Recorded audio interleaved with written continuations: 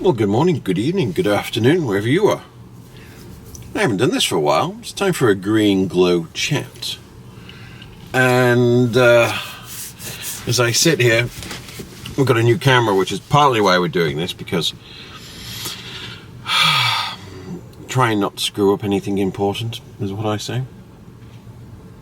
Not that this isn't important, not that you're not important, but I need to get the hang of this camera. We've got various shooting things to do with it, so not shooting poo-poo, shooting anyway, good shooting. Pulled in at 25% state of charge. Car's been charging at 70, but it's cold. It's 47 outside. It's actually close to 42 up where I live, and the car's not moved since early this morning. So we're just taking a deep charge right now, probably to 90 odd percent,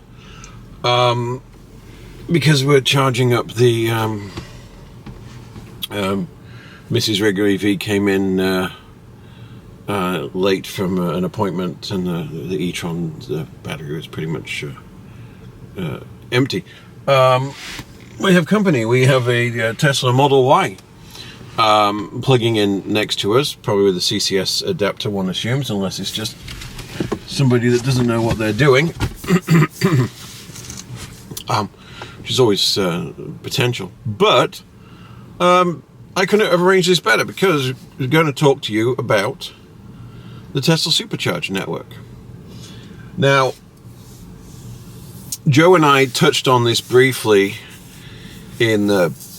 that's Joe from EV Motoring, touched on this briefly on our podcast, which went live last night, early this morning. And since recording it, we haven't learned a lot more, but I've had time to think about it some more, and what it means, and the consequences of it. And so essentially, today's Wednesday, the 15th. And so the White House and the administration put out an announcement today that they're working with Tesla, and that an amount of the $7.5 billion put aside for EV infrastructure could go to Tesla for opening the Supercharger Network. Before we get to that, let's talk about some of the other things. They also said that 55% of all the components used to make DC fast chargers within, I think it's 9 months, have to be made in the United States or in North America, and that makes sense. You know, part of this is about encouraging investment, not just in the infrastructure, but in the creation of the infrastructure. And there's also some requirements for availability and resilience of the various networks. And I haven't deep dived into what it means or how they're going to monitor and measure these things, but it goes without saying that, you know, an eyebrow is raised. I went to use this very charger that I'm on right now. Yesterday, it was not working. It was yesterday. I think it was yesterday.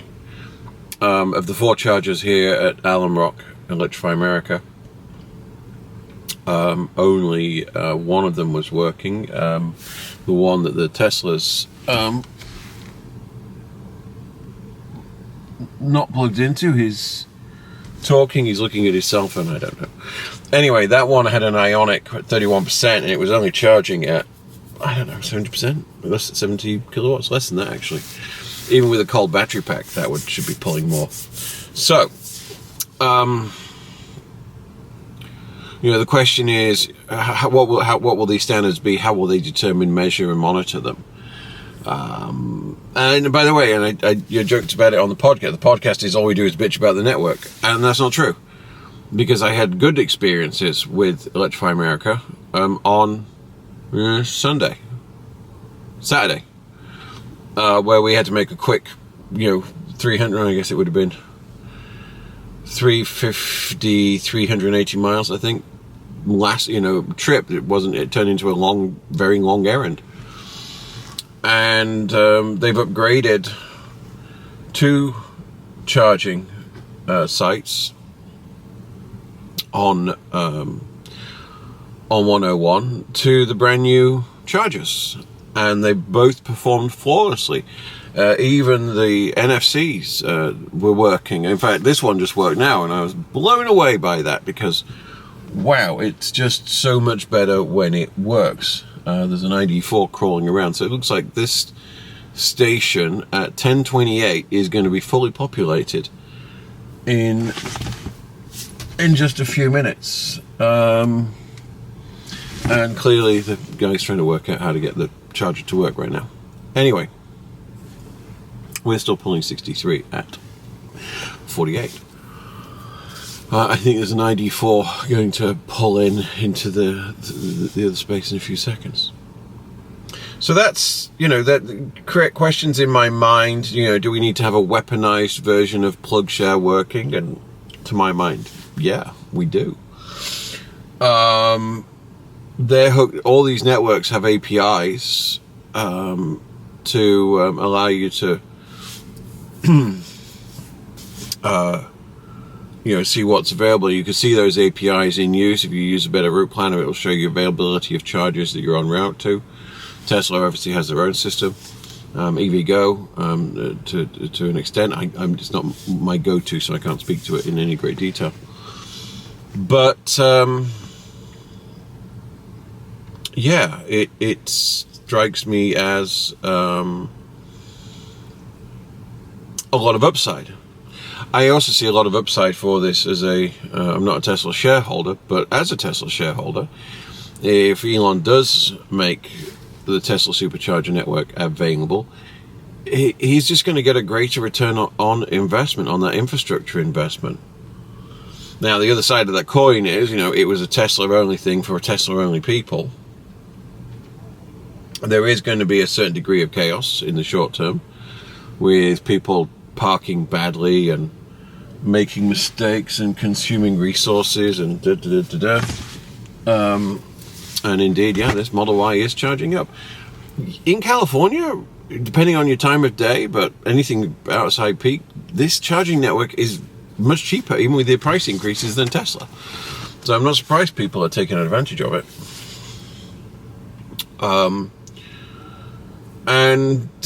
Competition is a good thing. It really is. But I think Tesla's going to have to revisit how it provisions new charging setups. So what do I mean by that? Well,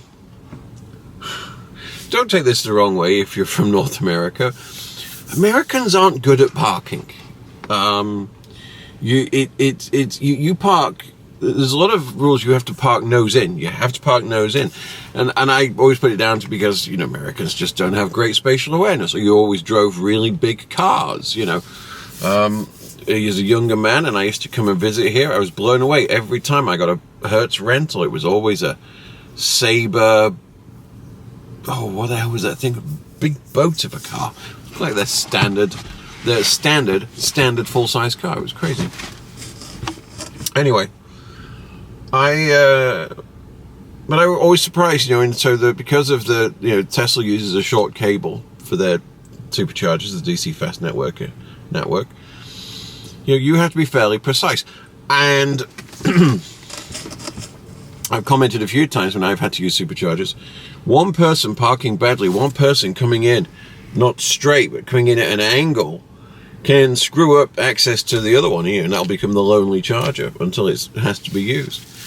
I've been in that situation myself, and this is going to make it worse. I would have, if I was to charge the ID4, I would take 2 chargers to do it,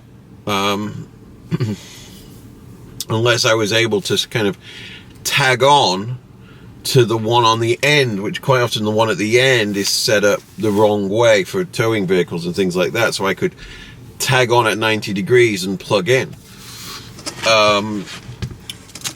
I don't think Tesla's going to want to change the design of their cables. They've got a system that works with the coolant and the pumps and everything, and clearly a great maintenance program. So the logical thing to do is to move to make sure that newer sites are pull-through, because then you can come through both ways. And whilst it consumes more space, which I know is not environmentally a good thing, but if you were to put a charger here and have spaces here and here, and have that charge, you could come in either side and then charge front or back. So, this charges on this corner, the e-tron charges on the driver's front corner.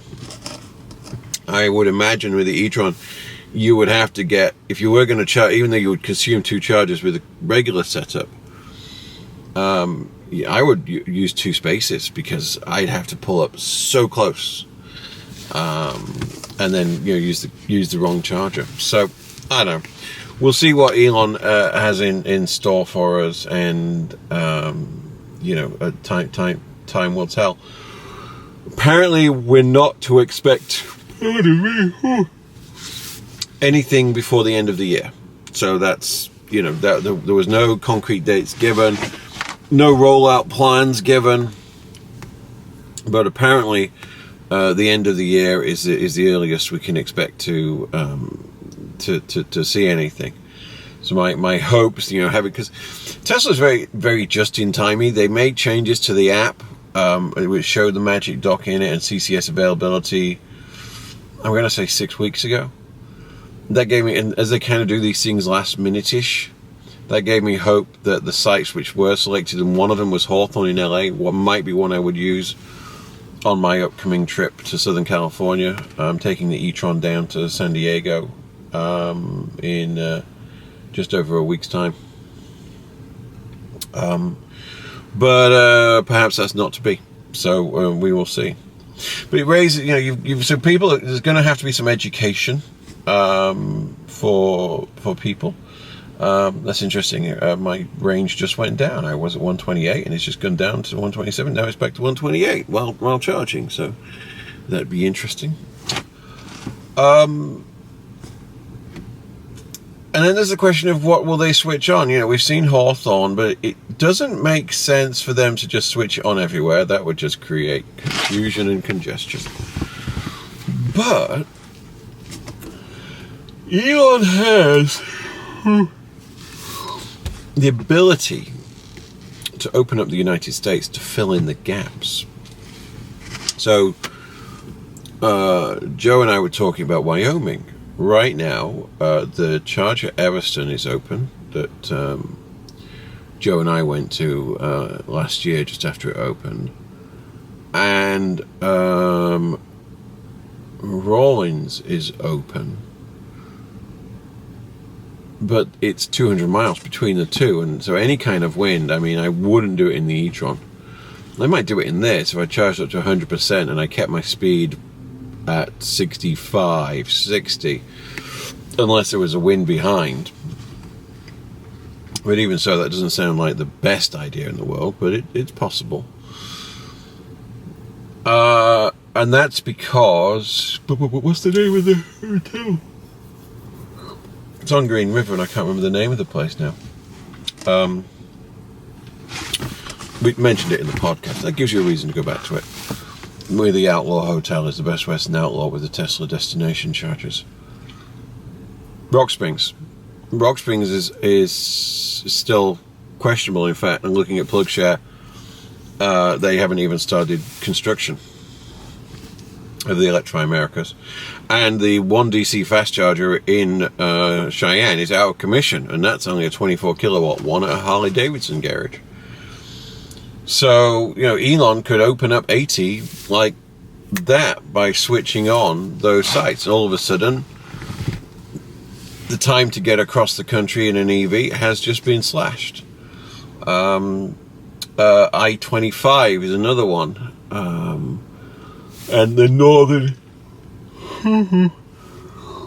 the northern range, the truly northern route, I can't remember the name of it, the one that essentially runs under the Canadian border and through Glacier Park, through Montana, and that. All of that could be opened up instantly. I find that interesting. There were places I'd love to be able to do a summer trip to into Jackson, north of Jackson and that. So we'll see it. We know nothing, but we can only hope. What else? I have put roof bars on the Audi e-tron, on the SUV. I will be putting a roof box on it and doing a performance test all the way to San Diego in next week. And then the week after, I will be taking the, I think I'm going to take this one, take the VW, down to LA on a down and back in a day or a night trip. I have a comedy gig in, well, potentially 3 comedy gigs, but 1 booked and 2 pending. Polestar just leaving. That would, so I got a friend to help drive with me. If there's any doubts that I'm British, understand that I brought a cup of tea with me for this because it's kind of chilly. So that'll be fun. We're going to rip and run that one. Kettleman is crucial to making rip and runs work on a for the southbound leg, because that's pretty much as far. It's just over 200 miles, so we know we can do that, and then we'll see where we go from there. And then that will be coming up on the 2-year anniversary of me owning my car, and I have some thoughts on that. Because it goes without doubt how disappointed I am that there's never been one of the promised quarterly software updates. And it gives me pause. I've done so much to advocate for this vehicle. And I wonder, and by the way, leave a comment, because I'm truly curious. Have I done a disservice to you? How, if you bought an ID4, did you buy an ID4 because of one of my videos? It is because it's not that it's disappointed as it is disappointed as it's never received any of the improvements that it was meant to be. And the software update saga continues. It's now been suspended and delayed, and they're working on a new process, and yada yada yada. Then there's the question of the ID4s that come out of Chattanooga have faster charging. They peak in 180 charging. Haven't seen a chart. I'm surprised Kyle's not put a video out yet doing a side-by-side. So the idea that this is going to get a boost to 135, and the ones that are coming out have got 180. Depends on what the charging curve, depends how much power is under that curve. The e-tron only charges at 150, but it does it from 0 to 80. It's crazy. Charges like a beast. So, and the traffic, this, because no received any updates, so this doesn't have, lane changing or anything like that. The potential has always been there, but it's been unrealized. So, I'm pondering trading this in, but I have my own financial situation. We sold the company last year, so I'm not eligible for the tax credit, which is a great problem to have. But I've also ordered an EX90, which is going to come at the end of the year, or very, very early next year. So this might be just better to trade this in against the EX90, or sell this and buy the EX90.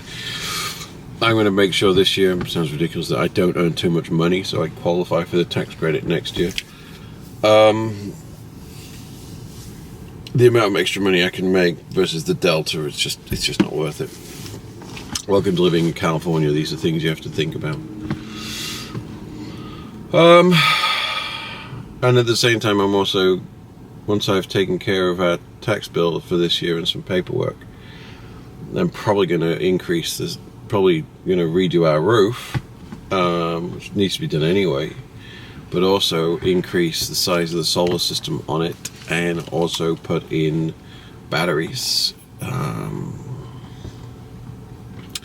I am going to do a video sometime soon. I'm working out how much energy we consumed in our vehicles this year from charging at home, so I can work out the cost. I know what I think it is, but I want to get more granular.